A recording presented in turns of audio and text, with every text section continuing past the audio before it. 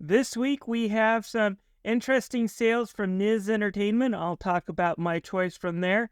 Plus, with Bandai Namco having a sale, you know the Tales of series is on sale, and I do love me some Tales of. So let's get talking. Um, I haven't played a lot of the Niz games. They've been on my wish list, and if I ever have time, I'll get them.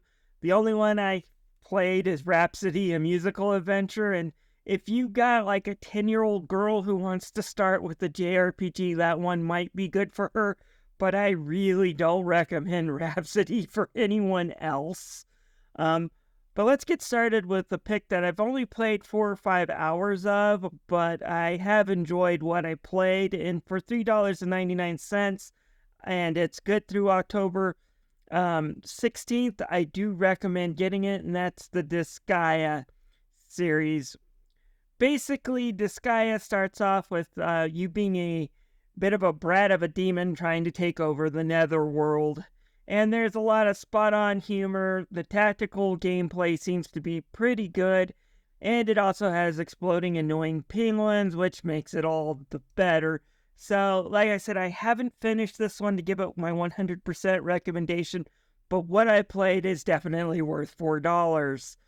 Then moving on to some of the games I have played through, Tales of Vesperia is $4.99.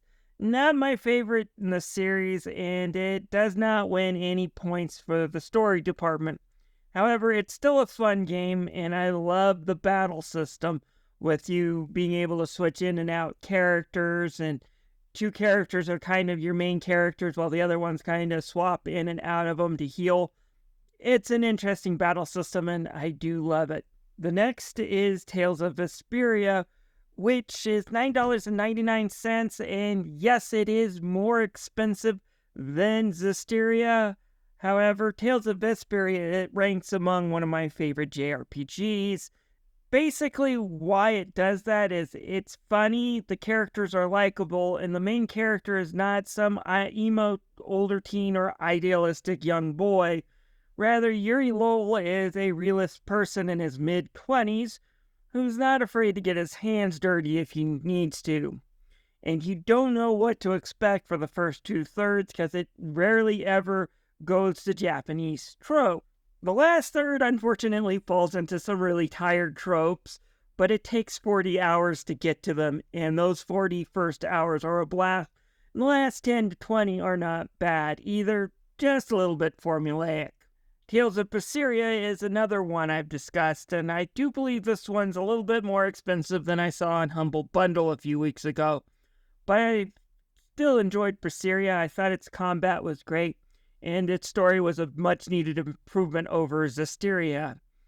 Namco Bando may have overcompensated a bit with putting back in some of the skits, but Velvet again is another one of those different than most JRPG, as she's kind of technically the villain. You get the villain's perspective in the story. We start off as we see Velvet's happy childhood home is ruined. The man she trusted betrayed her family. She somehow gets turned into a demon. And when she busts out of her prison, she of course wants revenge on the man who did this. And in the end, her misadventures ends up creating the same power to defeat demons like her that is given to the main character of Tales of Zestiria. So it's an interesting follow-up and look in perspectives of the world. Tales of Symphonia, of course, is $4.99. I talked about this one to death. It's kind of the Final Fantasy VII of the Tales of series. If you played a Tales of game, it's probably Symphonia. PC version isn't the best, but I do enjoy it, and I do think it's worthy of giving a recommendation because Bandai Namco has really done a bang-up job of fixing their mistakes when it was first launched, and I think it's probably the best you get on modern-day consoles. And then finally, I have to mention Dragon Ball FighterZ. It's only the base package that's on sale, but for $9, you get basically the update to Marvel vs. Capcom 3 that Marvel vs. Capcom Infinite should have been. 3-on-3 action, a lot of really great effects. The characters are treated with respect. I really enjoyed this version of Dragon Ball Z. It's a great fighter and it should be picked up on. And again, I do apologize that this video is a little late.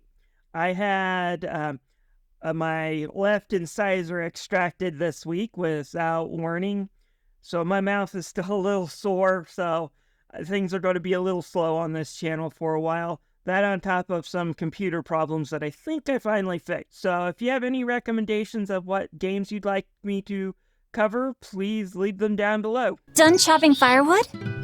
Yeah, enough to last through winter. But there's something else I need to take care of. Sorry, but medicine money will have to wait a bit. I can earn it myself then. Bring down a few prickle board.